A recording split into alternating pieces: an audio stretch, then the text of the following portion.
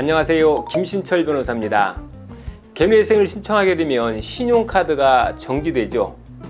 빚에 몰리면 나중에는 카드론을 이용해서 돌려막기를 한다거나 또 현금 서비스를 이용해서 생활을 하게 되는데요.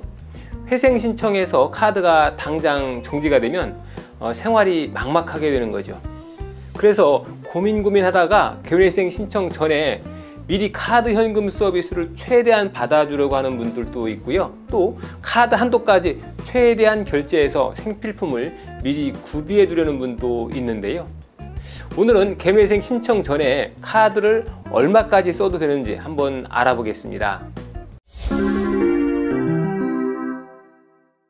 어차피 개미회생을 신청하면 카드 대금을 갚지 않아도 되니까 모든 카드를 한도까지 다 긁고 현금 서비스도 최대한 받아서 미래를 대비하는 게 채무자에게 유리하다라고 생각할 수도 있는데요. 실제로 예전에는 그렇게 생각하시고 그렇게 하시는 분들도 있었습니다.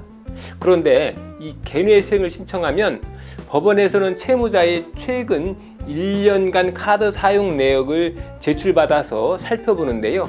특히 개미회생 신청 직전에 현금 서비스라든지 카드 결제를 얼마나 했는지 이 부분을 집중적으로 눈여겨봅니다.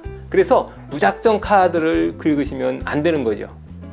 물론 아예 카드 사용을 하면 안 된다는 건 아니고요. 적당한 수준에서 예를 들어서 자동차 주유비로 10만 원 정도를 결제한다든지 또 통신비를 10만 원 이내로 결제한다든지 또 홈플러스나 이마트 같은 대형마트에서 장 보면서 20만 원 정도 결제한다든지 이런 부분은 생계와 관련된 사안이기 때문에 문제가 되지 않습니다. 하지만 50만 원 이상의 고액 결제를 하게 되면 카드 결제 내역이 구체적으로 무언지 소명하라는 보정을 내고요.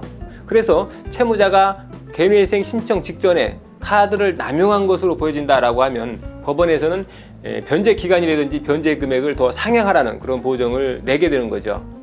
그러니까 채무자가 개미회생 신청 전 한두 달 사이에 카드 한도까지 결제를 했더라도 결제 금액이 대부분 20~30만 원 이하의 소액 결제고 또 사용처가 꼭 필요한 생활비로 인정되는 거라면 법원에서도 별다른 문제를 삼지 않지만 신청 직전에 평소 바꾸고 싶었던 TV나 냉장고 같은 고가의 가전제품을 구매한다거나 또 최신 휴대폰이라든지 아이패드 같은 고가의 물건을 구매하는데 이 카드를 사용했다라고 하면 법원에서는 문제를 삼고 변제율을 높일 수 있다고 하는 거니까 이 생활의 필수적인 결제 외에는 가급적 하지 않는 것이 좋다는 거죠. 자, 그리고 이 현금 서비스는 조금 더 엄격하게 보고 있는데요.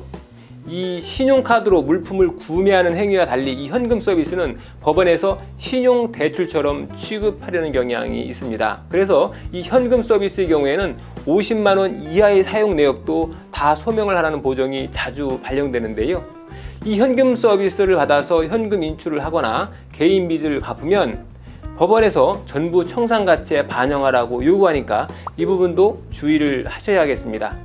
오늘은 개미회생 신청 전에 신용카드를 사용해서 물품을 구매하거나 현금 서비스를 받아도 되는지 또 가능하다면 얼마까지 사용해도 되는지 한번 알아봤습니다. 김신철 변호사였습니다. 감사합니다.